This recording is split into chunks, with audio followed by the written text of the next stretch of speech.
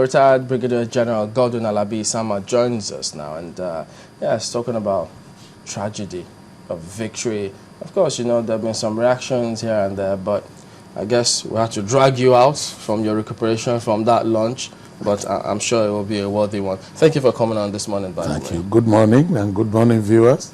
I was speaking about this tragedy of victory.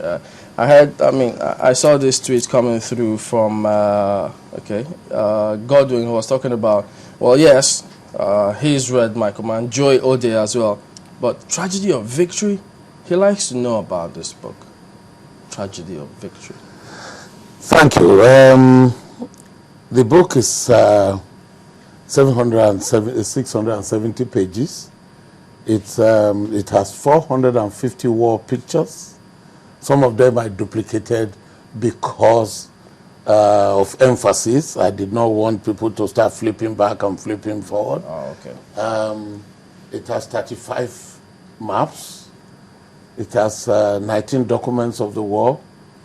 And I titled it The Tragedy of Victory because why did we fight the war in the first place? The first coup said there was corruption, there was nepotism, there was banality, and all this. Don't we have that now?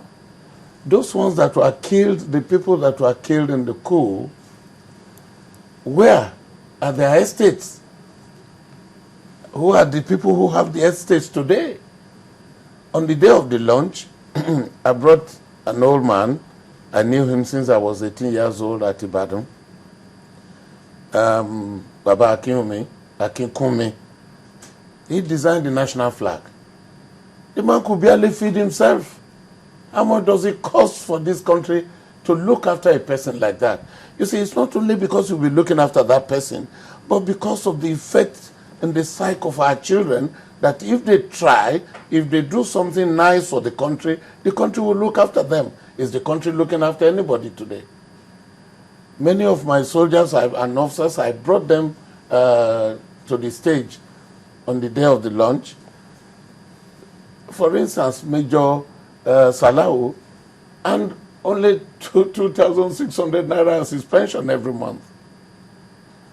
And we're all getting old. 2,600 naira. I even called it 5,000. He said, no, Ogami, it's 2,600 naira. And he retired as a major. And he retired as a major.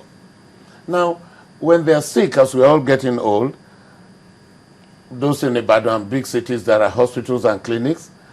What about those in the villages where there are no clinics? In a place called Ikribi in Utabuna, for instance, there's no road. They're by the waterside.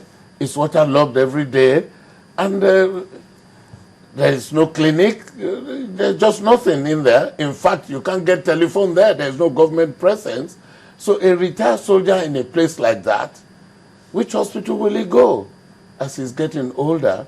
In fact, there was one of them that had diabetes. He had no money to go to hospital, which is about another hour drive.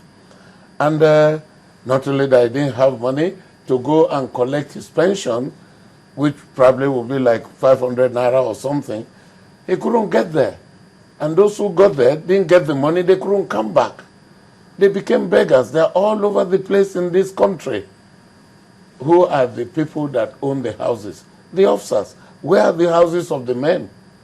So to me, it's quite a tragedy. You know, it will amount to a big lie if anyone should tell you by now that, well, I've gone through your books, okay, this particular book rather, because, well, it's actually voluminous, so people are still reading it. But again, we had to bring you in because it looks like there are a whole lot of issues, you know, as you read, you pause, you ponder, you ask yourself, is this real?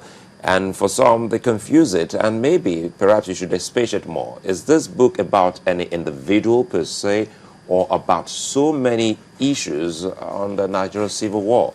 All right. First of all, the aim of the book is to address the youth, people like you, who will be leaders of tomorrow. I was 20 at independence, and we were supposed to be leaders of tomorrow. The last generation bequeathed railway to us. Where is the railway now? They bequeathed the Nigerian Airways. Where is the Nigerian Airways? Nigerian shipping line. the electricity company of Nigeria, the roads. You know, what I'm trying to say here, this book will not address everything, but it will first of all address the war as I participated, on the spot account of what I did, what people did to me, and what I did to them and for them. Now, a lot of people had asked questions about Obasanjo. This book is not about Obasanjo.